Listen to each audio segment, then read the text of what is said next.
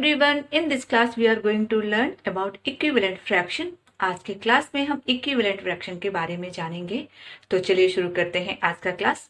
हमने यहाँ 3 फिगर लिया है। सबसे पहले फर्स्ट फिगर के बारे में देखते हैं। हमने यहाँ एक रेक्टेंगल शेप का फिगर बनाया है, इसको हाफ पार्ट करके और हाफ पोर्शन को शेडेड कर दिया है। तो शेडेड पार्ट का फ्रैक्शन क्या हुआ? 1/2। सेम मेजरमेंट का दूसरा रेक्टेंगल है, इसमें हमने 4 पार्ट कर दिया है। 4 पार्ट करके और उसके 2 पार्ट को हमने शेडेड कर दिया है। तो शेडेड पार्ट का फ्रैक्शन क्या हुआ? जितने पार्ट को हमने शेड किया है वो हमने न्यूमरेटर में लिखेंगे और जितने टोटल पार्ट्स हैं वो उसके डिनोमिनेटर में। It means 2/4। शेडेड पार्ट का फ्रैक्शन हुआ 2/4 क्योंकि हमने 2 पार्ट को ही शेड किया है और नंबर ऑफ पार्ट्स 4 हैं, तो फ्रैक्शन हो गया 2/4। अभी एक और एग्जांपल में हमने सेम मेजरमेंट का रेक्टेंगल लिया और उसके हमने कितने पार्ट कर दिए? 8 पार्ट कर दिए। 8 पार्ट करके हमने उसके 4 पार्ट को शेड कर दिया। तो इसका फ्रैक्शन क्या हुआ शेडेड पार्ट का? 4/8। 4 क्यों? क्योंकि हमने 4 पार्ट को शेड किया है, और 8 क्यों? क्योंकि हमने 8 पार्ट हमने इसमें बनाया है। तो डिनोमिनेटर में जितने टोटल पार्ट होते हैं वो डिनोमिनेटर में होता है। किसी भी फ्रैक्शन को जानने के लिए कि इसका क्या फ्रैक्शन है, उसमें हमें देखना है कि उसका कितना पार्ट शेड किया गया है, वो ऊपर होगा और टोटल डिनोमिनेटर में होगा। तो इस फिगर को देख के हम क्या जाने, क्या हम समझ पाए? सभी का मेजरमेंट सेम है। इसमें हमने 4 पार्ट कर दिया, इसमें 8 पार्ट कर दिया, इसमें सिर्फ 2 पार्ट किया। जबकि शेडेड पार्ट हम देखेंगे तो ये भी इतना इसका साइज है, ये भी यहाँ पे इतना है और ये भी इतना। मेजरमेंट ऑलमोस्ट सबका सेम है। इट मीन्स कि जितना ये पार्ट है उतना ही ये भी पार्ट है। तो 1/2 और 2/4 दोनों सेम ही है, क्योंकि इसमें भी तो इतना ही पार्ट कलर है, इसमें भी इतना पार्ट। हमने इसमें 2 पार्ट कर दिया तो क्या, लेकिन टोटल तो जो मेजरमेंट में है वो इतना ही है जितना कि इस 2 पार्ट में है। ऐसे ही हमने इसमें 4 पार्ट छोटे छोटे कर दिए हैं, लेकिन इतना मेजरमेंट इसके बराबर ही है। तो 4/8 भी सेम ही हुआ। और इसको हम और अच्छे से समझ पाएंगे। 2/4 को अगर हम कट करें, छोटा कर दें, तो 2 से कट करके 2 1 जा 2 और 2 2 जा 4, ये भी 1/2 ही आ गया। सिमिलरली इसे भी हम रिड्यूस करेंगे, तो ये 4 1 जा 4 और 4 2 जा 8, ये भी 1/2 हुआ। ये तो ऑलरेडी रिड्यूस फॉर्म में, इसे और छोटा नहीं कर सकते।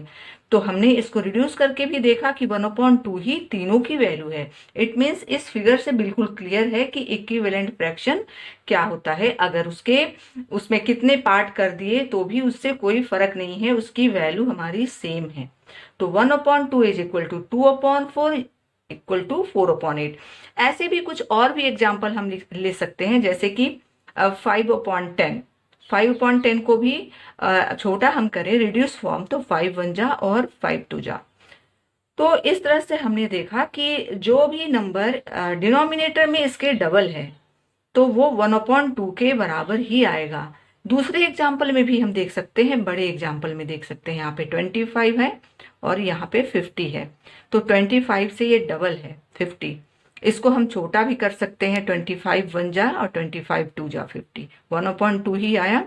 तो न्यूमरेटर से डिनोमिनेटर डबल है, तो वहां पे वो 1/2 ही होगा। वो फ्रैक्शन कितना भी बड़ा हो, उसको रिड्यूस करने पे उसकी वैल्यू सेम ही आया। अभी हम कुछ और एग्जाम्पल देखते हैं। हमने यहाँ पे 2 एग्जाम्पल लिया है, 4/7 और 3/8। ये हमारा 2 फ्रैक्शन है। अभी इसका इक्विवेलेंट फ्रैक्शन हमें निकालना हो तो कैसे निकालेंगे? एग्जाम में कई बार ऐसे पूछते हैं कि फाइंड 3 4 5 कुछ भी होगा नंबर, यहाँ पे equivalent fraction of this number दिया होगा, जो भी फ्रैक्शन दिया हो, तो उसके इक्विवेलेंट फ्रैक्शन कैसे निकालेंगे?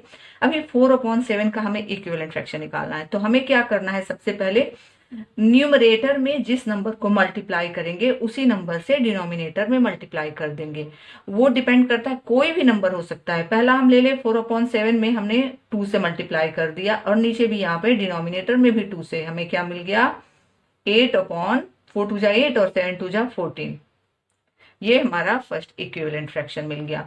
ऐसे ही इसमें हम 3 से मल्टीप्लाई कर देंगे तो क्या आ जाएगा? 4 × 3/7 × 3। तो हमारा हो गया यहाँ पे 12/3 7 = 21, 12/21। अभी एक और इक्विवेलेंट फ्रैक्शन है तो उसे हम 4 से मल्टीप्लाई कर देंगे, 4 × 4/4/7 मल्टीप्लाइड बाई 4। हम क्या कर रहे हैं, 4/7 को पहले 2 से मल्टीप्लाई कर दिया और फिर उसके बाद 3 से। तो ऐसे ही 5 6 से मल्टीप्लाई करके हम और भी इक्विवेलेंट फ्रैक्शन फाइंड आउट कर सकते हैं। लेकिन हमें क्या देखना है कि जो नंबर से न्यूमरेटर में करेंगे उसी नंबर से डिनोमिनेटर में करेंगे।